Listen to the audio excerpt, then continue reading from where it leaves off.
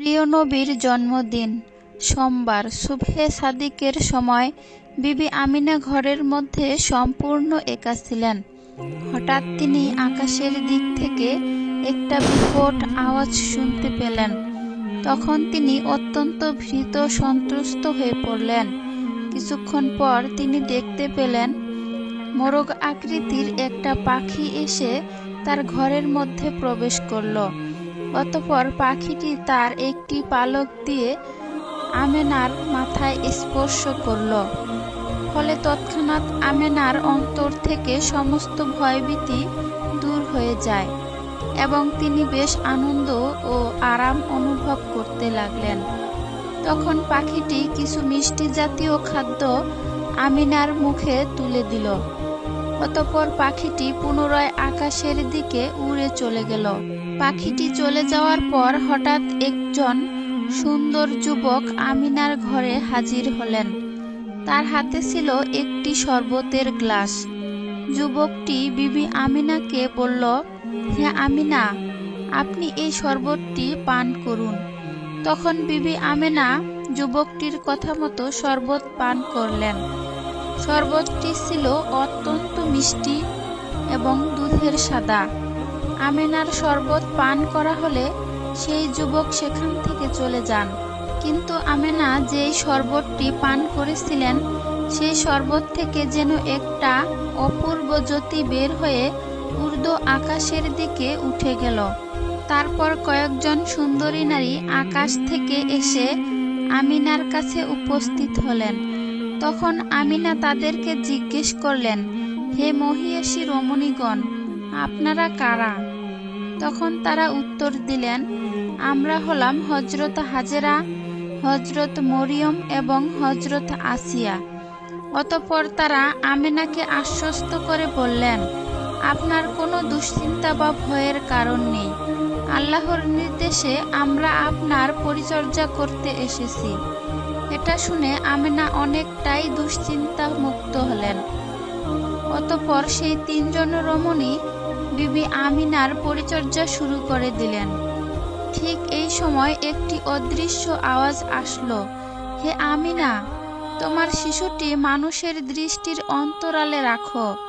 অতঃপর কয়েকজন সুন্দরী মহিলা মেসক, অম্বর এবং অন্যান্য সুগন্ধি দ্রব্য নিয়ে আমিনার ঘরে প্রবেশ করল। ইতিমধ্যে আমিনা লক্ষ্য করেছিলেন যে কতগুলো অপূর্ব পাখি তার ঘরের উপর উড়ে বেড়াচ্ছে। এই ধরনের সুন্দর আকৃতি পাখি তিনি এর আগে কখনো দেখেননি। এই দৃশ্যগুলো দেখে আমিনার চোখ জুড়িয়ে গেল। অতঃপর এই সুন্দর মনোরম অবস্থার মধ্যে ভূমিষ্ঠ হলেন হযরত মুহাম্মদ সাল্লাল্লাহু আলাইহি ওয়াসাল্লাম। তিনি ভূমিষ্ঠ হয়ে সিজদায় পতিত হয়ে বললেন, লা ইলাহা ইল্লাল্লাহু মুহাম্মাদুর রাসূলুল্লাহ। শিশু হযরত মুহাম্মদ সাল্লাল্লাহু আলাইহি সাল্লাম ভূমিষ্ঠ হওয়ার পর তার দেহের আলোতে আমিনার প্রদীপহীন ঘরটি এতটাই আলোকিত হয়ে গেল যে ঘরের মেঝেতে প্রতীত সূচ পর্যন্ত সেই আলোতে তুলে নেওয়া যেত। সেই আলোছটা এতটাই উজ্জ্বল ছিল যে তার ঝলকে সিরিয়ার রাজপ্রাসাদ পর্যন্ত আমিনার চোখের সামনে ভেসে উঠল। অতঃপর এক খণ্ড সাদা মেঘ আকাশ থেকে নেমে এসে শিশু মুহাম্মদ সাল্লাল্লাহু আলাইহি সাল্লামকে আমিনার কোল থেকে তুলে নিয়ে চলে গেল। এই সময়ে অদৃশ্য থেকে কে যেন বলল, এই শিশুটিকে পূর্ব পশ্চিমের সমগ্র এলাকায় ঘুরিয়ে নিয়ে আসো, যেন সারা দুনিয়ায় এই শিশুটির রহমত ছড়িয়ে পড়ে। শিশু মুহাম্মদ সাল্লাল্লাহু আলাইহি সাল্লাম সেই মেঘখণ্ডগুলো নিয়ে যাওয়ার পর বিবি আমিনা একাই ঘরের মধ্যে বসে থেকে চিন্তায় বিভোর হয়ে পড়লেন। হাজারো প্রশ্ন তার মনে উকি দিতে লাগলো। কিছুক্ষণ পরে সেই সাদা মেঘখণ্ড ফিরে এসে শিশু মুহাম্মদ সাল্লাল্লাহু আলাইহি সাল্লামকে আমিনার কোলে ফিরিয়ে দিলেন। বিবি আমিনা তখন দেখলেন সূর্যলোকের মতো সুন্দর চেহারা বিশিষ্ট তিনজন লোক এসে তার কাছে দাঁড়ালেন। তাদের একজনের হাতে ছিল একটি স্বর্ণের লোটা, আরেকজনের হাতে ছিল এক টুকরো রেশমি কাপড় আবৃত আংটি, আর অন্য একজনের হাতে ছিল এক খণ্ড সুন্দর পশমি কাপড়। তাদের মধ্য থেকে প্রথম ব্যক্তিটি আমিনার কোল থেকে শিশু মুহাম্মদ সাল্লাল্লাহু আলাইহি সাল্লামকে লোটার পানি দিয়ে গোসল করালেন। দ্বিতীয় ব্যক্তি রেশমের কাপড়ের ভেতর থেকে আংটিটা বের করে তার দুই কাঁধের মাঝখানে একটি চাপ দিয়ে দিল। অতঃপর তৃতীয় ব্যক্তি তার হাতে রাখা পশমি কাপড় পেঁচিয়ে শিশু মুহাম্মদ সাল্লাল্লাহু আলাইহি সাল্লামকে আবার আমিনার কোলে ফিরিয়ে দিলেন। অতঃপর তৃতীয় ব্যক্তিটি শিশু মুহাম্মদ সাল্লাল্লাহু আলাইহি সাল্লামের কানে কানে কি যেন বলল, কিন্তু আমিনা সব কথা বুঝতে পারলেন না।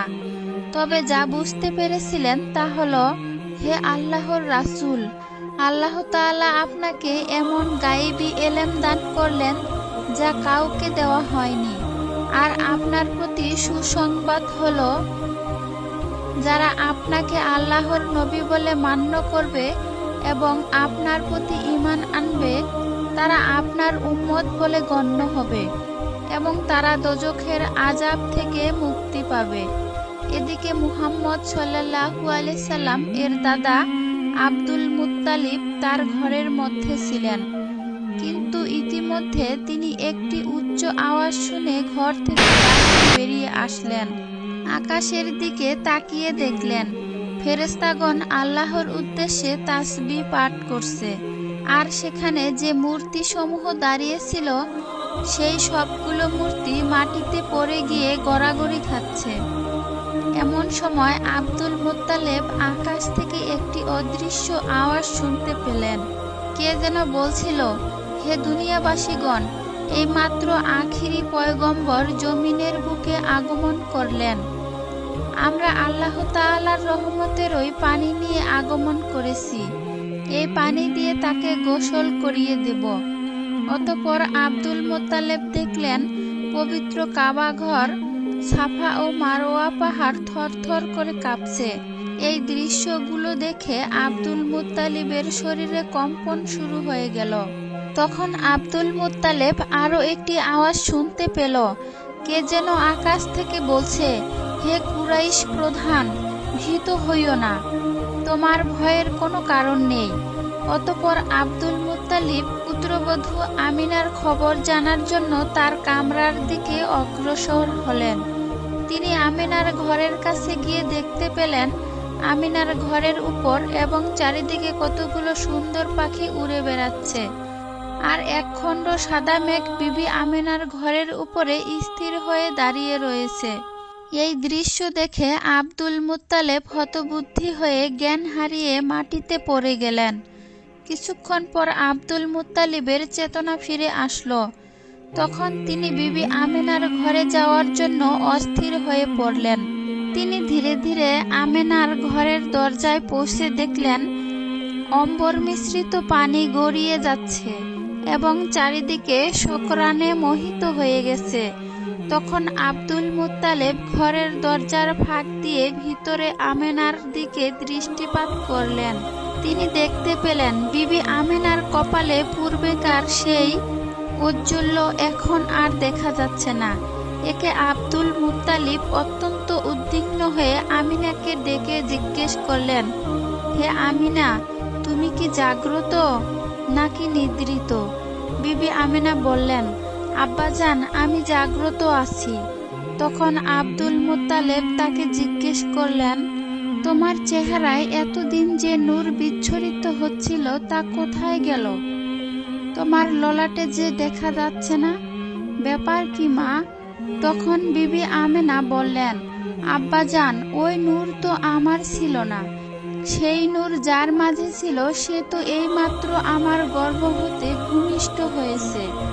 তখন আব্দুল মুত্তালিব বললেন, তাহলে সেই মোহনীয় পরশমণিকে আমার কাছে দাও, আমি তাকে দেখে চক্ষু শীতল করি। বিবি আমিনা তখন বললেন, আব্বাজান, একটু ধৈর্য ধারণ করুন। আপনি তো শিশুর দাদা, সব সময়ই শিশুকে দেখবেন।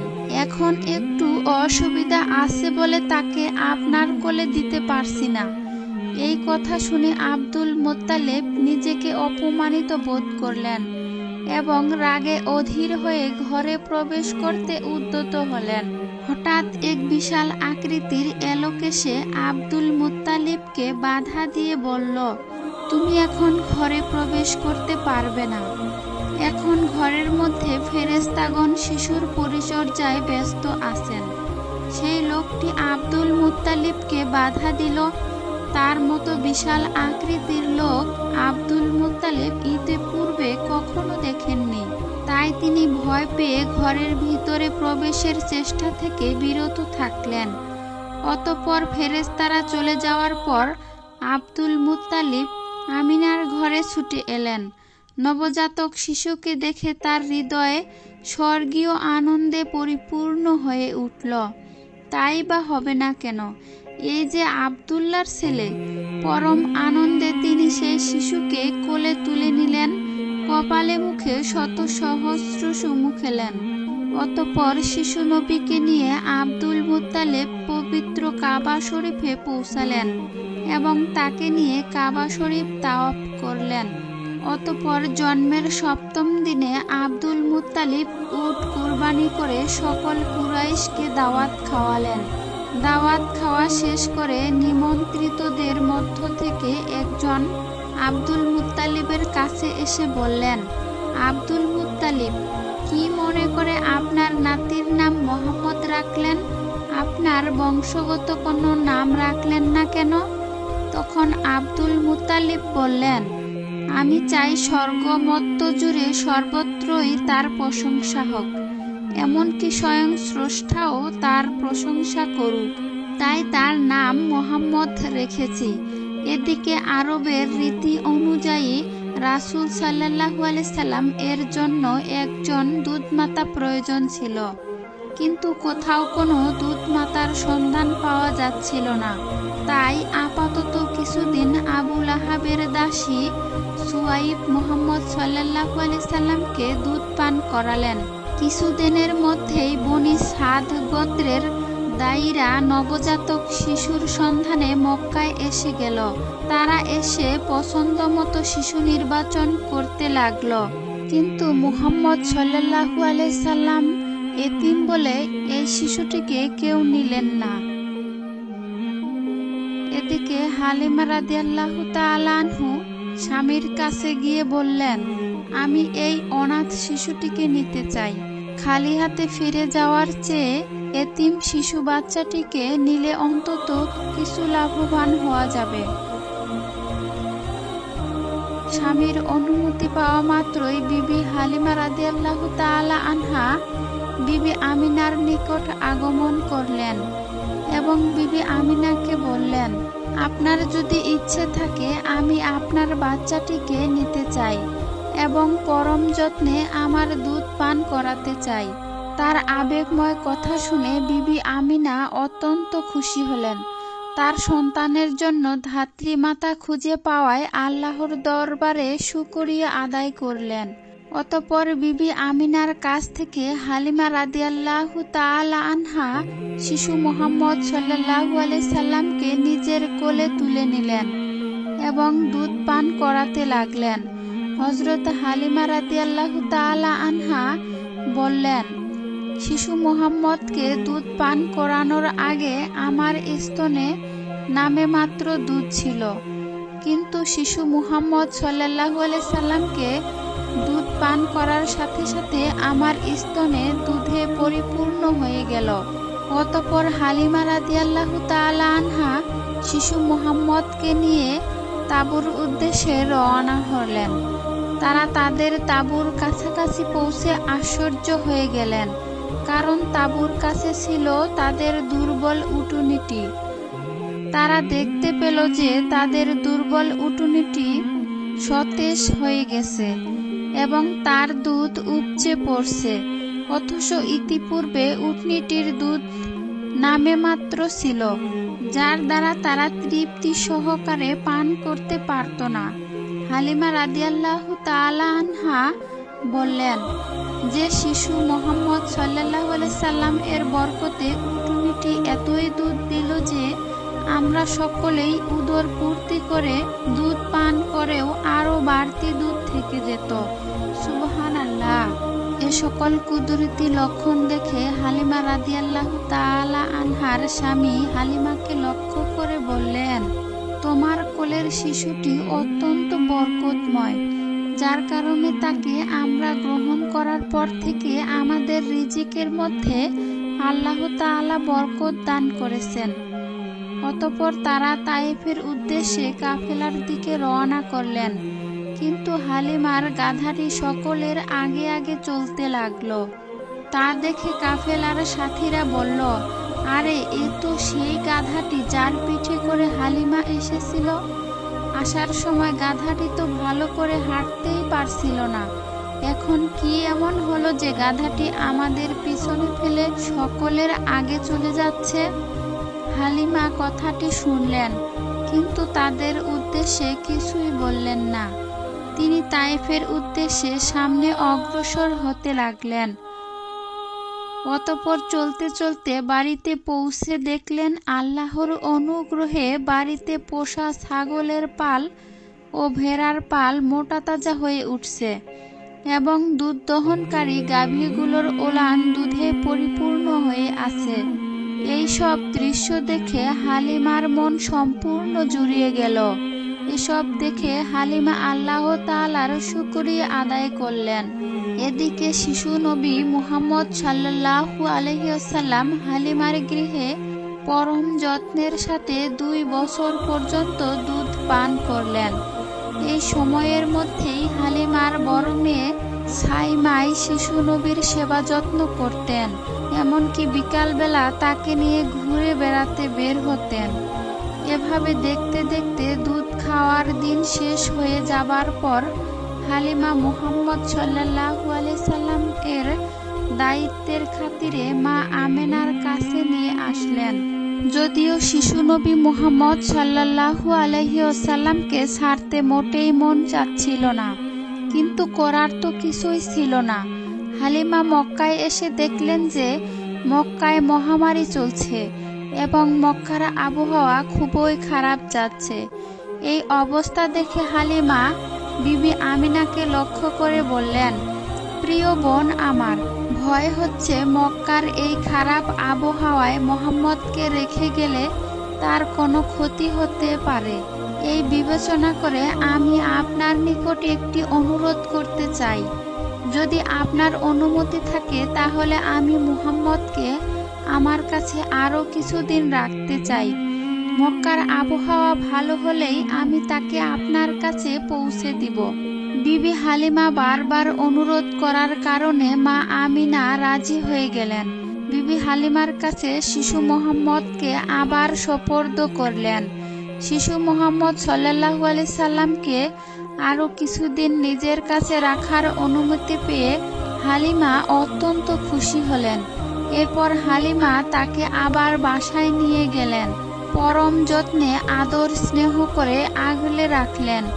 একদিন শিশু নবী মুহাম্মদ সাল্লাল্লাহু আলাইহি সাল্লাম তার দুধ ভাই আব্দুল্লাহর সাথে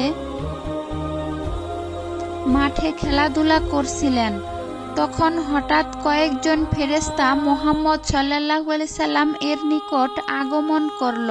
অতঃপর তাকে চিৎ করে শুইয়ে দিল এবং তার বুক চিরে সেখান থেকে তার হৃৎপিণ্ড বের করে জমজম কূপের পানি দিয়ে ধৌত করে পুনরায় তার শরীরে স্থাপন করে দিল।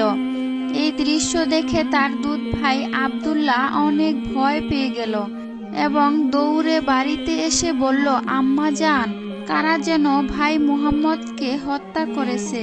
বিবি হালিমা এ কথা শুনে তার মাথায় যেন আকাশ ভেঙে পড়ল। সে কাল বিলম্ব না করে সেই মাঠে দৌড়ে উপস্থিত হলো এবং লক্ষ্য করে দেখল যে শিশু মুহাম্মদ সাল্লাল্লাহু আলাইহি সাল্লাম ভীতু সন্ত্রস্ত হয়ে মাঠের এক কোণে বসে আছেন। হালিমা তার কাছে গিয়ে বললেন, বাবা, তোমার কি হয়েছে? আমার নিকট সব খুলে বলো, কোনো ভয় পাবে না। শিশু মুহাম্মদ তবুও ভয় পেয়ে সকল বর্ণনা হালিমাকে বললেন। হালিমা সবকিছু শুনে নিজেও ভয় পেয়ে গেলেন। এরপর হালিমা তাকে তার বাসায় নিয়ে গেলেন। এরপর থেকে হালিমা সব সময় আতঙ্কিত হয়ে থাকতেন কেউ না জানি মুহাম্মদকে ক্ষতি করে না ফেলে। এরপর হালিমা সবকিছু বিবেচনা করে পরিস্থিতির চাপে মুহাম্মদ সাল্লাল্লাহু আলাইহি সাল্লামকে মা আমিনার কাছে ফিরিয়ে দিলেন। তখন নবীজির বয়স ছিল মাত্র 5 বছর। এরপর থেকে মুহাম্মদ সাল্লাল্লাহু আলাইহি সাল্লাম মা আমেনা ও দাদা আব্দুল মুত্তালিব এর আদর যত্নে বড় হতে লাগলেন। প্রিয় দর্শক, আজকের ভিডিওটি এখানেই শেষ করতে চাচ্ছি। আশা করি ভিডিওটি আপনাদের ভালো লেগেছে। আপনাদের সাপোর্ট পেলে নবীজি সাল্লাল্লাহু আলাইহি সাল্লাম এর জীবনের আরো অনেক ঘটনাই আপনাদের কাছে তুলে ধরব ইনশাআল্লাহ। আমাদের পরবর্তী ভিডিও আপলোড করার সাথে সাথেই দেখতে চাইলে চ্যানেলটি সাবস্ক্রাইব করুন। ধন্যবাদ সম্পূর্ণ ভিডিওটি মনোযোগ দিয়ে দেখার জন্য।